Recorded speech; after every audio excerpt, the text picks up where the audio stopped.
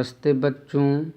हम लोगों ने अच संधि अर्थात स्वर संधि के अंतर्गत दीर्घ संधि को पढ़ रहे थे।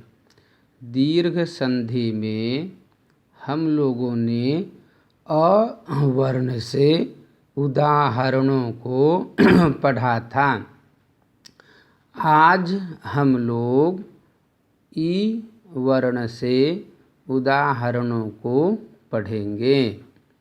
अद्य वयम् ई उ इति वर्णाभ्याम् उदाहरणं पठिष्यामः। विच्छेदं कुरुत, विच्छेद करें। हम लोग जानते हैं कि संधि में दो शब्द होता है। उन दोनों शब्दों को अलग अलग करके लिखना ही विच्छेद कहलाता है। विच्छेद शब्द का अर्थ होता है खंडित करना। जो दो शब्द है उन दोनों शब्दों को अलग अलग विभाजित करना।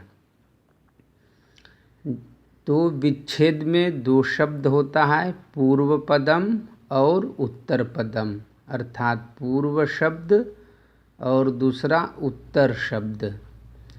उदाहरणम अस्ति मुखाकृति। उदाहरण क्या है? मुखाकृति। इनमें दो शब्द कौन सा है?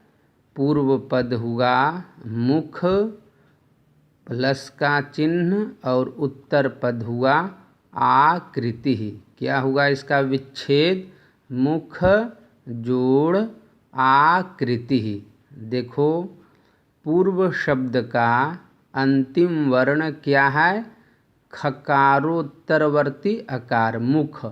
मुख उच्चारण करने से ख में अ की मात्रा सुनाई पड़ती है, अतः अंतिम वर्ण हुआ अ, और उत्तर पद का पहला वर्ण हुआ आकृति का आ हुआ।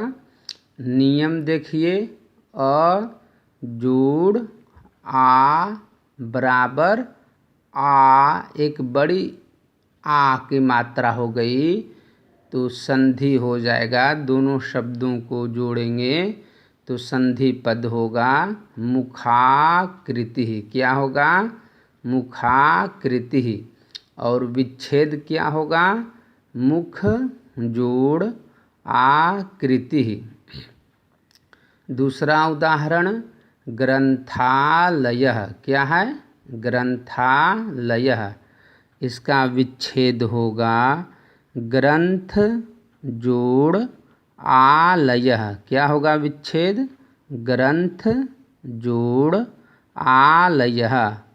पूर्व पद का अंतिम वर्ण हुआ ग्रंथ, थ में अ की मात्रा, और उत्तर पद का पहला वर्ण हुआ आलय, आलय का आ, अतः ग्रंथ में थ की अ और आलय का अ और आ को मिलाने पर एक बड़ा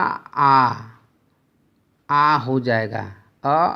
आ जोड़ आ, अतः संधि होगा ग्रंथालय। और विच्छेद होगा ग्रंथ जोड़ आलय। कई बच्चे ग्रंथा जोड़ आलय लिखते हैं, यह विच्छेद गलत हो जाएगा। हम जब विच्छेद करते हैं, संधि विच्छेद करते हैं, तो संधि विच्छेद में तत्सम शब्द का प्रयोग होता है। तत्सम जो संस्कृत भाषा से शुद्ध शब्द लिए गए हैं, अतः हम तत्सम शब्दों का प्रयोग करेंगे।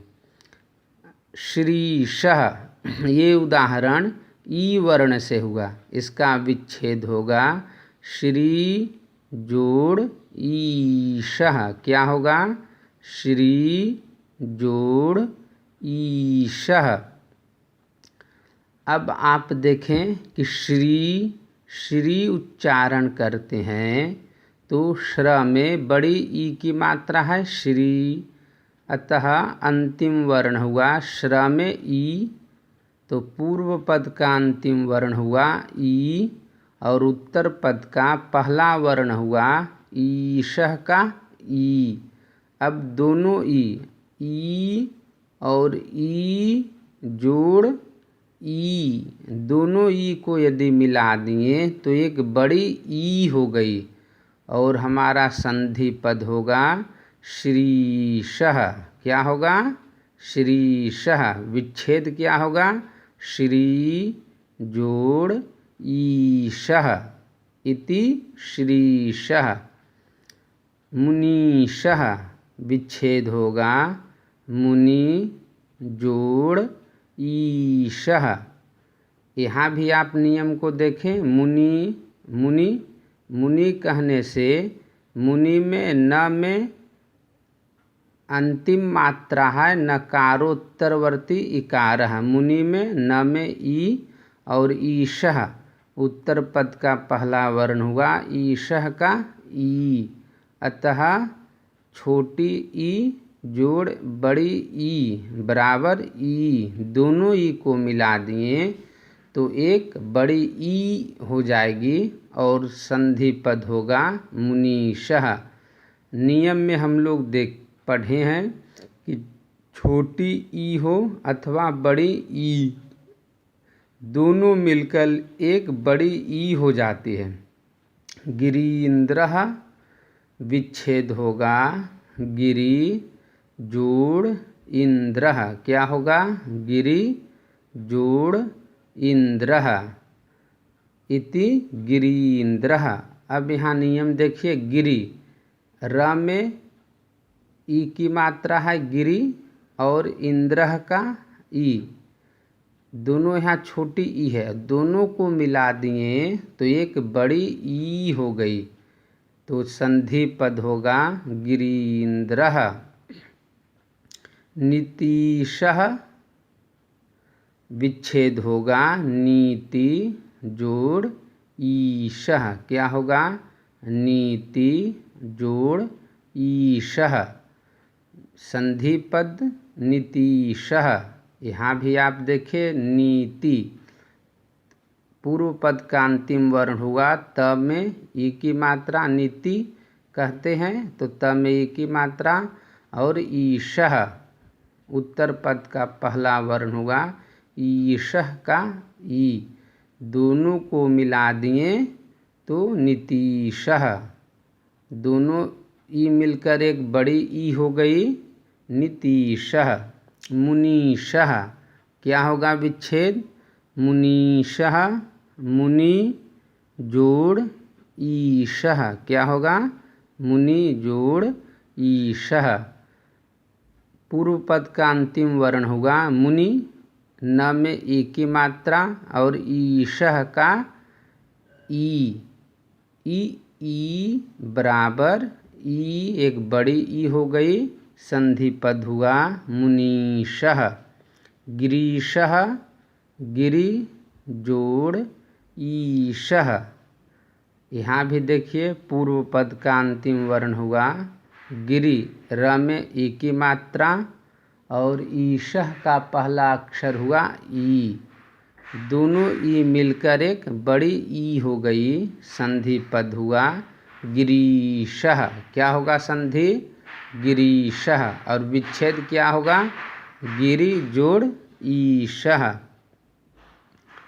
महीन्द्रः विच्छेद होगा मही जोड़ इंद्रः। क्या होगा? मही जोड़ इंद्रः, संधि होगा महीन्द्रः। यहाँ भी आप देखिए मही में ह में ई की मात्रा है और इंद्रः का ई, दोनों को मिला दिए तो एक बड़ी ई हो गई, जिसका रूप हो गया ही और संधि पद होगा महीन्द्रः। हम लोगों ने हम लोगों ने ई से पढ़ा, अब हम लोग ऊ वर्ण से पढ़ते हैं। जैसे भानुदयः, क्या है उदाहरण? भानुदयः। विच्छेद होगा भानु जोड़ उदयः, क्या होगा विच्छेद?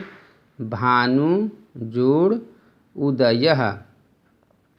यहाँ भी देखिए भानु हुआ पूर्व पद और उदयः हुआ उत्तर पद, तो भानु जोड़ उदयः। भानु, भानु उच्चारण करते हैं तो न में ऊ की मात्रा है और उदयः का पहला अक्षर हुआ ऊ।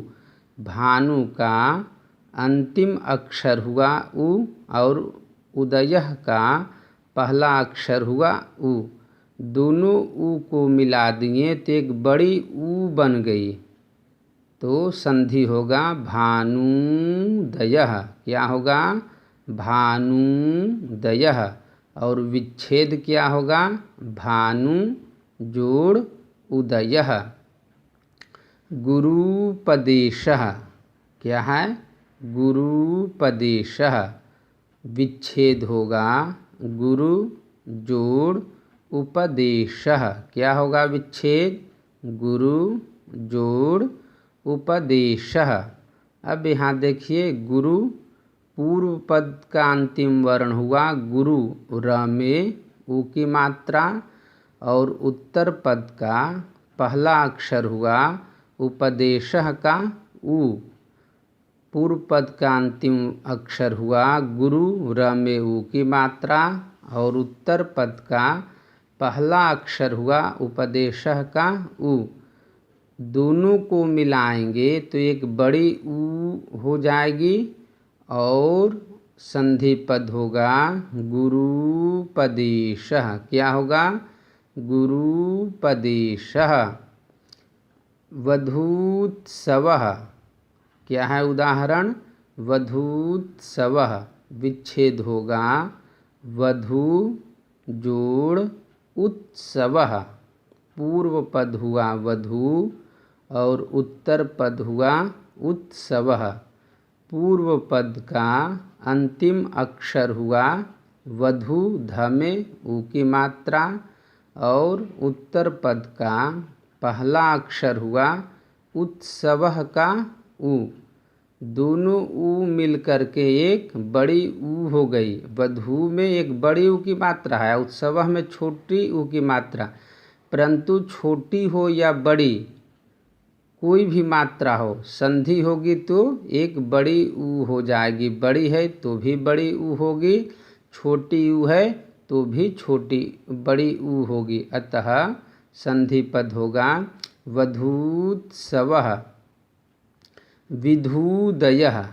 विच्छेद होगा विधु जोड़ उदयः। विधूदयः। विधु मतलब होता है चंद्रमा, उदयः मतलब उदय होना, निकलना। तो विधूदयः। चंद्रः कदा उदेति? रात्रौ उदेति। तो पूर्व पद हुआ विधु और उत्तर पद हुआ उदयः। पूर्व पद का अंतिम वर्ण हुआ विधु, ध में ऊ की मात्रा, और उत्तर पद का पहला वर्ण हुआ उदयः का ऊ। दोनों बड़ी ऊ और छोटी ऊ को मिलाएं, दोनों छोटी ऊ को मिलाएं तो एक बड़ी ऊ हो गई और संधि पद हुआ विधूदयः। अगला साधुवाच। क्या है उदाहरण? साधुवाच। विच्छेद क्या होगा? साधु जोड़ उवाच। क्या होगा? साधु जोड़ उवाच। पूर्व पद क्या हुआ? साधु, और उवाच उत्तर पद हुआ। पूर्व पद का अंतिम वर्ण हुआ साधु, ध में ऊ की मात्रा, और उत्तर पद का पहला वर्ण हुआ उवाच का ऊ। ऊ बराबर ऊ, एक बड़ी ऊ हो गई, साधु का ऊ और उवाच का ऊ। संधि पद होगा साधुवाच।